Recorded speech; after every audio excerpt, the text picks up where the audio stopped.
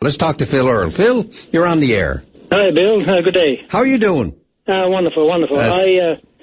I wanted to make a comment. I caught part of Mr. King's conversation with Randy Sims this morning. Yeah.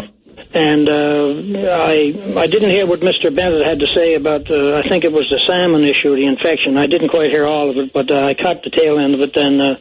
Well, Phil, let me say this on that. Pat mentioned to me earlier when he's giving me the lineup of calls, he mentioned that Jim Bennett had called because I had mentioned the whole issue, and we may have an opportunity to get him on the show this afternoon as well to just give us a resume of what he had to say and what his problems are. So stay tuned for that. But in the meantime, you go ahead, sir. Yeah, I think if Mr. Bennett comes on, it'll be quite helpful to all of us. But anyway, Minister King...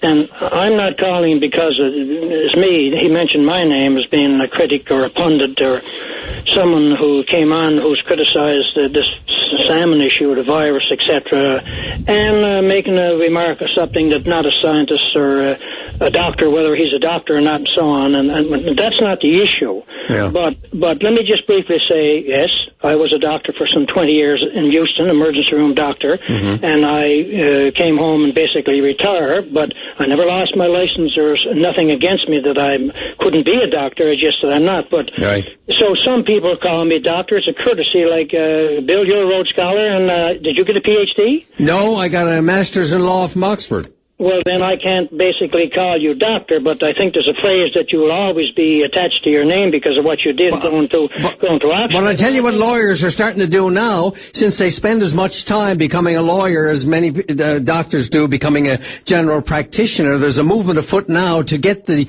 honorary title doctor to apply to graduate lawyers. So if I was only born a few years later, maybe I'd be doctor.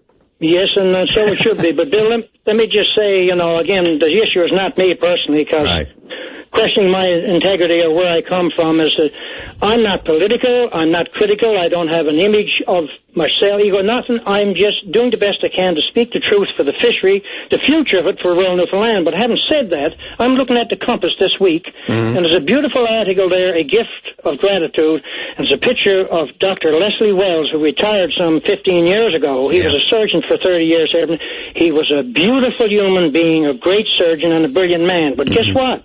They still call him and refer to him as Dr. Leslie Wells. Well, sure they do. Why not? So when some people say doctor, and there's really...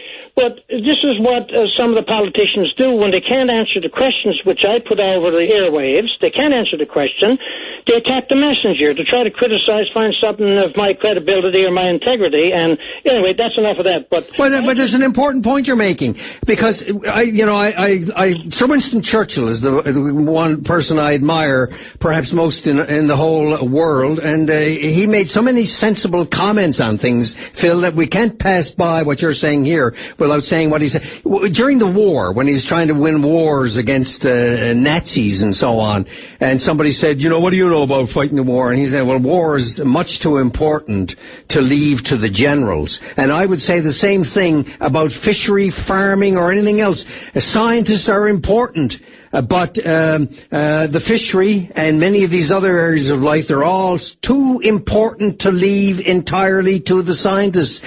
We have to, as ordinary mortals, have to speak out and tell the public what we think on some of these issues, just as you're doing. Well, Bill, I think you're right. Listen, we've heard Leo Seymour on talking about the fishery. Sure. We've heard Gus Etchegaray talking about the fishery. And, do you have to have PhDs and doctor's degrees to question their integrity and their attempt at truth at getting at the real issue? No. And having said that, let me ask you a question. Do you have to be a fireman to say a house is a fire?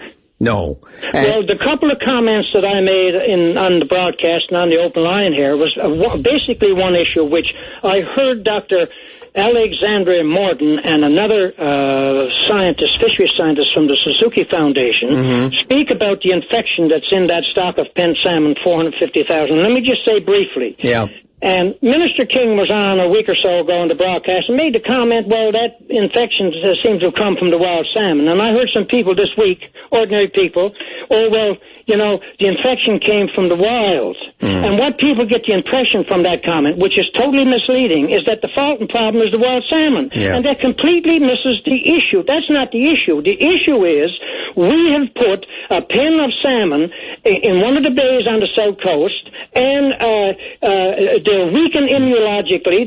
They feces, their own wastewater, and we know from these scientists that they now have this ISA infection, viral infection, that gets on the gills, flows out of their gills, every tide flow out into the ocean by the trillions of particles. Yeah. And who knows, affecting other stocks and species. That's been said by scientists. I'm not trying to come on here as if I'm an expert. I'm not. I'm nobody. I'm a person trying to speak the truth.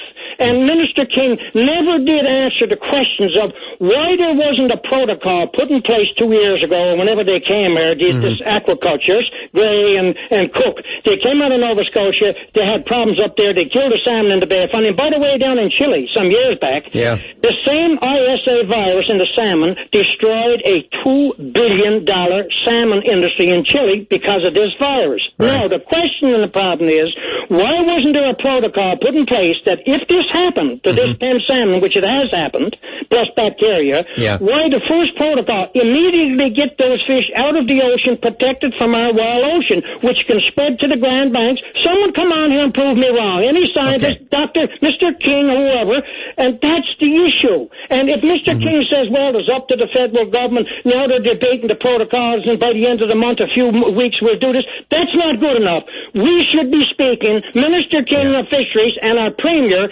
about doing something out of immediately. You see, Bill, they don't care about the resource, the federal government, but we, our government, should be pressing the issue with them on every opportunity. Not Mr. King coming on here and criticizing me or people who are trying to do what's right.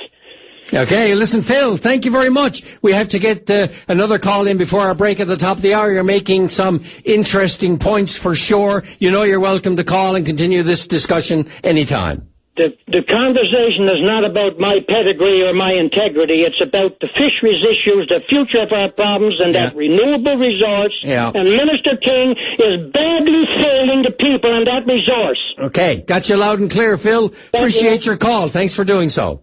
God bless. All the best. Bye-bye.